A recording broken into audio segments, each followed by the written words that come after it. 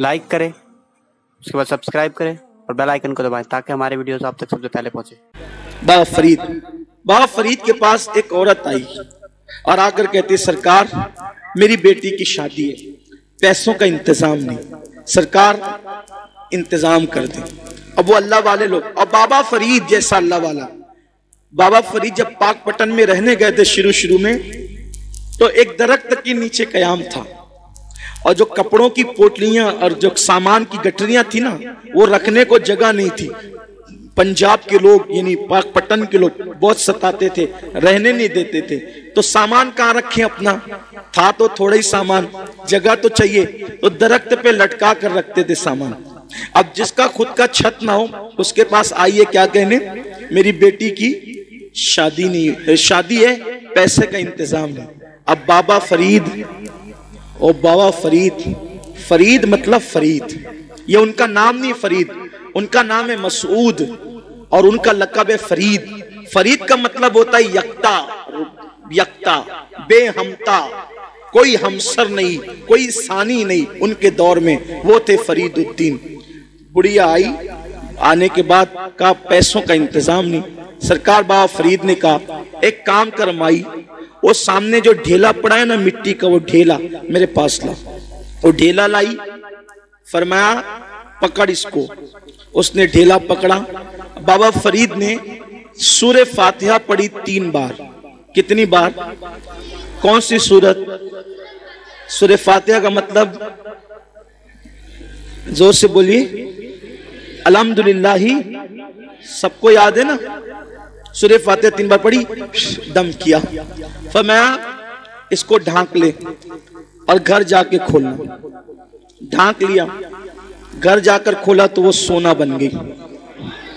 मिट्टी क्या बन गई? सोना बन गई। अब वो शादी भूल गई। इंसान तो लालची होता है।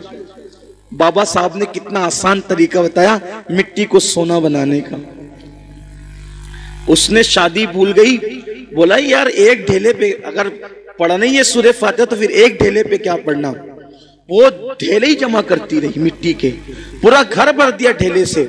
और जब रात हुई तो फातिहा पे फातिहा, फातिहा पे फातिहा, फातिहा पे फातिहा पढ़ती रही, फूकती रही, पढ़ती।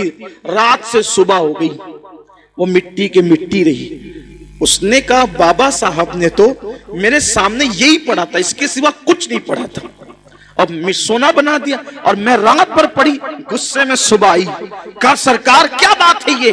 फरमाया माई क्या हुआ, तेरा मसला तो हल हो गया, नाराज क्यों है? कहा कि आपने सूरह फातिहा पढ़ा तो मिट्टी सोना बन गई। मैं पूरी रात, आपने सिर्फ 3 बार पढ़ा था, मैं पूरी रात पढ़ पढ़ के फूकती रही, वो मिट्टी के मिट्टी रही। और सही बताना आपने फातिहा के सिवा कुछ पढ़ा था? कहा नहीं, फातिहा ही पढ़ा था, कुछ नहीं पढ़ा था। तो कहा कि आप पढ़ते तो सोना, हम पढ़ते तो मिट्टी। बाबा साहब ने मुस्कुरा के कहा ओ माई, फरीद जैसी जबान तो ला, फरीद जैसी जबान तो ला। किसी को टाइफाइड होता है, टाइफाइड का मर्ज, चाय पीता है तो कैसी लगती है? कड़वी। कैसी लगती है? बोलो चाय कड़वी है कि जबान कड़वी है? हैं? क्या कड़वी? आदमी कहता है चाय कड़वी है, आदमी क्या कहता है? चाय कड़वी नहीं है। अगर चाय कड़वी होती तो सबको कड़वी लगती। तेरी जबान कड़वी हो गई है, क्यों? क्योंकि तुझे बीमारी है, बीमारी की वजह से तुझे चाय कड़वी लग रही है। ऐसे ही जैसे टाइफाइड वालों को चाय कड़वी लगती है, वैसे हमें गुनाहों का टाइफाइड हो गया है। जिस दिन ये गुनाहों का टाइफाइड खत्म हो जाएगा, हम भी सूरह फातिहा पढ़ेंगे और मिट्टी सोना बनती चली जाएगी। लेकिन कोई बीमारी के, ये गुनाहों के टाइफाइड से निकले तो सही।